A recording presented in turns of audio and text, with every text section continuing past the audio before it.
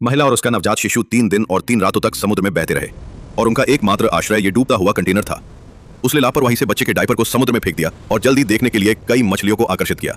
उसने जल्दी से एक साधारण मछली पकड़ने का उपकरण बनाया, लेकिन मछली पकड़ना उतना आसान नहीं था जितना उसने सोचा था। जब वो हताश थी तो उसने अचानक एक यात्री विमान को आसमान में दिखाई दिया।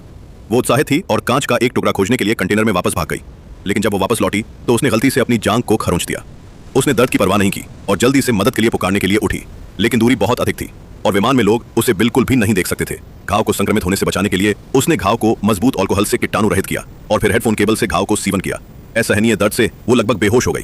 पोषण के पूरक के रूप में मछली पकड़ने के लिए उसने हेडफोन केबल का उपयोग करके एक साधारण मछली पकड़ने का जाल बनाया। मछली पकड़ने के जाल को समुद्र में डाला और चारा के रूप में एक डायपर डाला और फिर चुपचाप मछली के चारा लेने का इंतजार किया।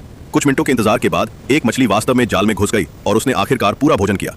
जैसे जैसे समय बीतता गया उसने बहुत सारा भोजन जमा कर लिया था। जितनी जल्दी हो सके खतरे से बचने के लिए उसने मदद के लिए सैकड़ों नोट लिखे और फिर उन्हें एक एक करके प्लास्टिक के बक्सों में डाल दिया। फिर उसने सभी बक्सों को समुद्र में फेंक दिया। उम्मीद है कि कोई उन्हें जल्द ही ढूंढ लेगा। वो नियमित रूप से एक पाइप से पानी निकालती थी, अन्यथा एक बार पानी भर जाने पर वे समुद्र के तल में डूब जाते। उसे चिंता थी कि बच्चे को सर्दी लग जाएगी। उसने बच्चे को गर्म रखने के लिए थर्मस में मजबूत शराब डाली और उसमें आग जला दी। क्योंकि फोन की स्क्रीन क्षतिग्रस्त थी और उसे अनलॉक नहीं किया जा सकता था, वो केवल अपने पति के कॉल का इंतजार कर सकती थी। लेकिन उस रात उसके पति ने अचानक बुरी खबर दी, जिसमें कहा गया था कि उसे गोली लगी है और वो खतरे में है और वो महिला को नहीं बचा पाएगा।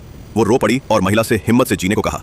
ये सुनकर महिला बहुत दुखी हुई, लेकिन उसने शिकायत नहीं की। इसके बजाय उसने अपने पति को बच्चे को जन्म देने के बारे में बताया।